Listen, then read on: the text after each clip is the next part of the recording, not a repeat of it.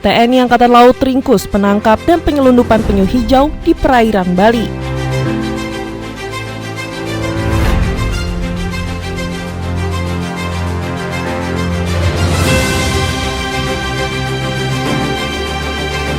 The flagship TNI Angkatan Laut KRI RM Marta Dinata 331 awali tahun 2022 dengan Naval Artillery Day.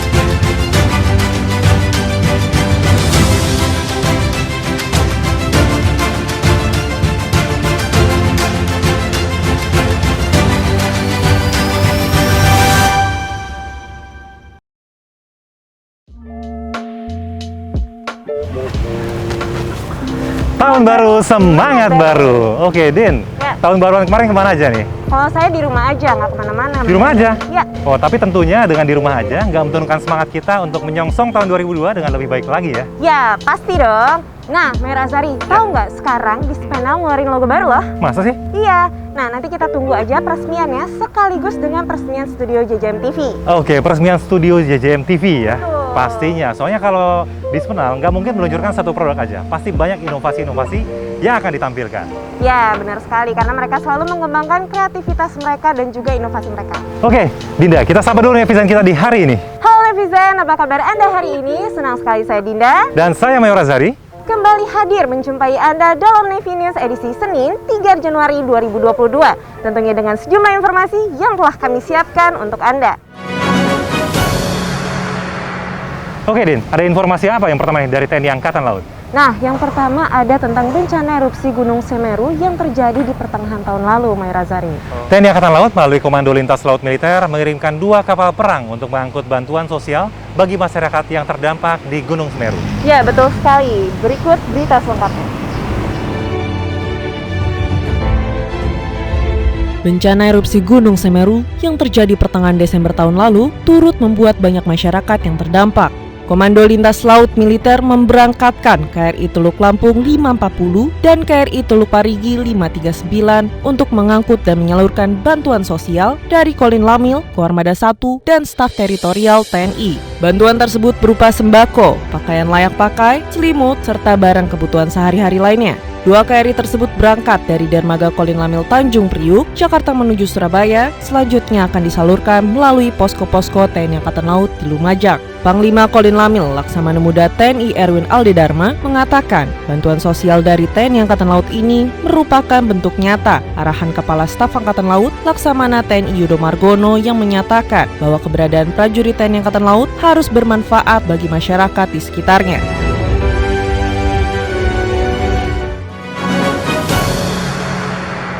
Oke, Din. Belakangan ini banyak banget kejadian-kejadian yang terkait dengan hewan-hewan langka di Indonesia dan juga di dunia. Gimana sih perasaan kamu kalau misalnya ada hewan yang disakiti? Aduh, yang ada di pertama kali di pikiran aku tuh kok mereka bisa setega itu ya ngelakuinnya. Tega ya, padahal udah ada aturannya loh. Dan baru-baru ini Dinda dan netizen sekalian, terjadi penyelundupan satwa langka berupa 32 ekor penyu hijau dan berhasil digagalkan oleh prajurit TNI Angkatan Laut. Wah, hebat sekali ya TNI Angkatan Laut. Dan hebatnya lagi ini, Din, para pelaku itu berhasil diamankan. Sebanyak 32 ekor penyu hijau atau Chelonia maidas merupakan satwa langka yang dilindungi berhasil diamankan oleh patroli laut Pangkalan TNI Angkatan Laut Denpasar. Penyu hijau tersebut rencananya akan diselundupkan. Penangkapan dan penyelundupan penyu ini bukan kali pertama. Sebelumnya, Lanal Denpasar juga pernah menangkap pelaku yang melakukan penangkapan dan penyelundupan penyu di Dusun Banyuwedang, Desa Gerogak, Buleleng, Bali. 21 orang komplotan penyelundup tersebut ditangkap sekitar pantai dan perairan Serangan Bali pada tanggal 30 Desember 2021. Saat ini, barang bukti berupa 32 ekor penyu hijau berukuran besar dan sedang, 3 buah kapal jukung, beserta 21 orang anak buah kapal telah diamankan di Lanal Denpasar. Saya memberi apresiasi yang setinggi-tingginya kepada Lanal Bali yang di bawah Lantamal 5 Surabaya dan Lantamal 5 Surabaya di bawah Armada 2 telah berhasil menggagalkan penyelundupan penyu hijau atau dalam bahasa latinnya Chelonia maidas sebanyak 32 ekor.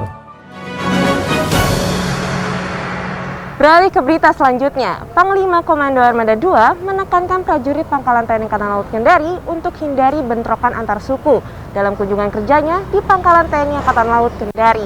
Bener banget ini, Din. Apalagi kita masih dalam situasi pergantian tahun baru 2022. Sinergitas itu sangat penting.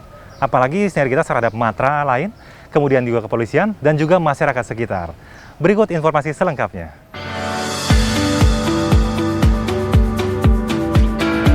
Tarian Selamat Datang khas Sulawesi Tenggara, Tari Mondo Tambe turut mewarnai prosesi penyambutan Pangko Armada 2, Laksamana Muda TNI Iwan Isnurwanto dalam kunjungan kerja di Pangkalan TNI Angkatan Laut Kendari yang saat ini dipimpin oleh Letkol Laut Iwan Iskandar.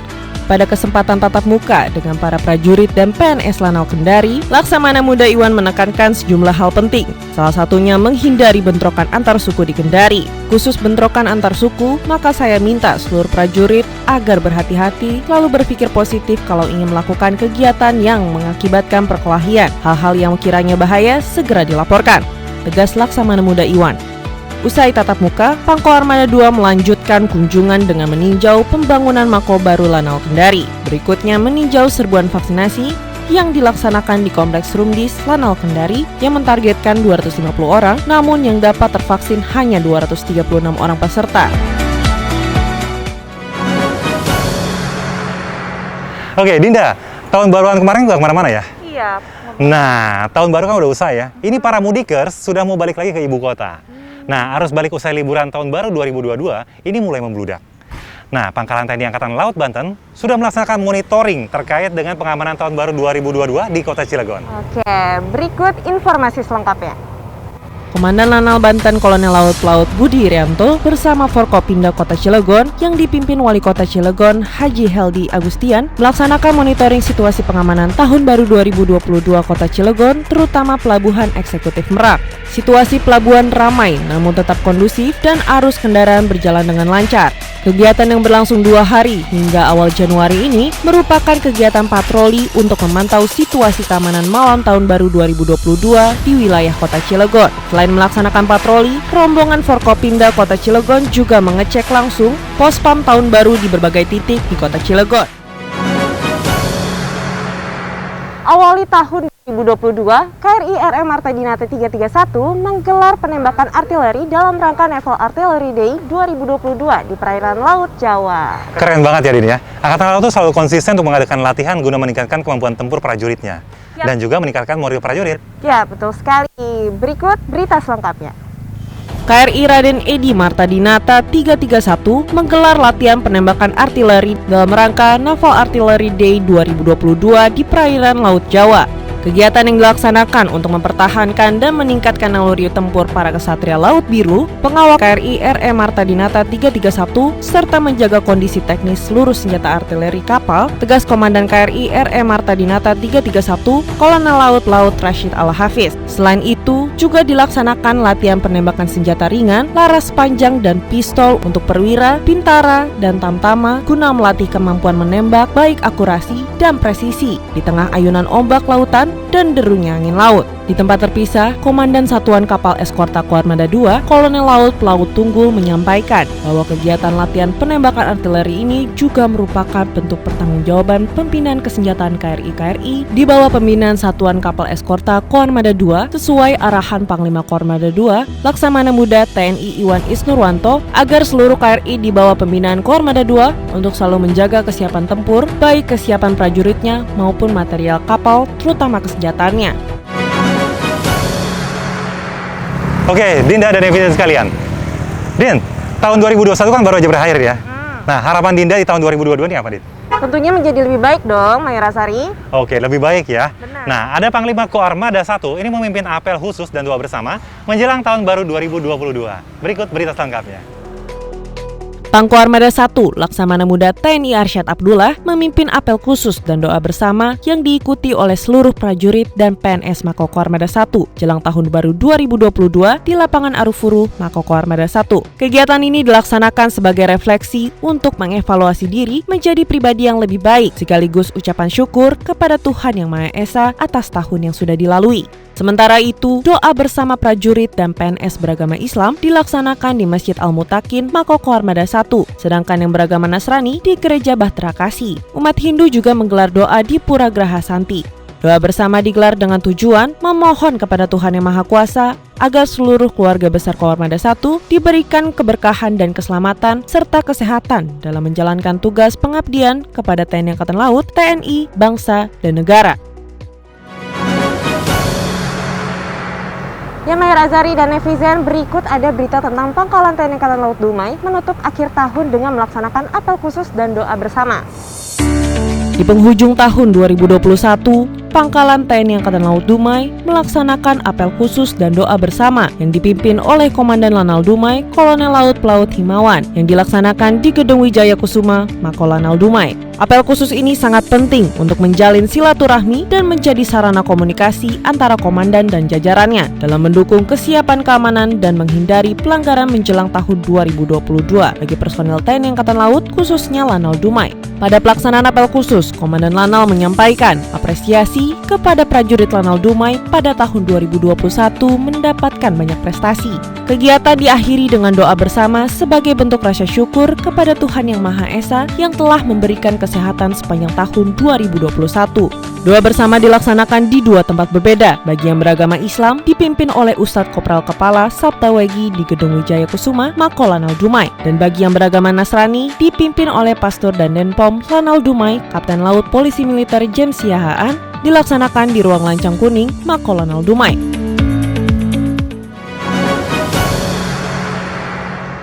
Beralih ke berita Lanal Kota Baru.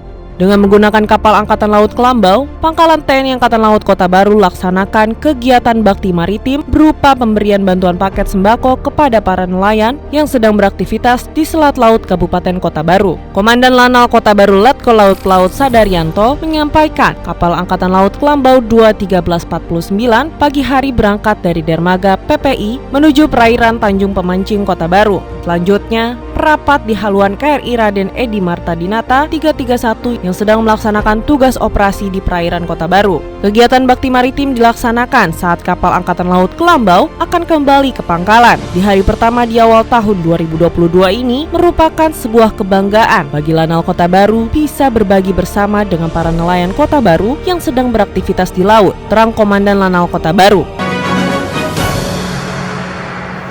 Ya, netizen, demikian berita tadi menutup perjumpaan kita pada hari ini. Tetap patuhi protokol kesehatan dan ingat 5M. Mencuci tangan, memakai masker, menjaga jarak, menjauhi kerumunan, dan mengurangi mobilitas. Dan jangan lupa juga untuk melaksanakan vaksinasi. Pakai masker harga mati. Tidak pakai masker bisa mati. Saya Dinda. Dan saya Mayor Azari. Beserta seluruh tim redaksi yang bertugas, pamit undur diri. Mari tim Jaya. Indonesia maju. Jelas Veva. Jaya Mahe. Justru laut kita jaya. Terima kasih dan sampai jumpa.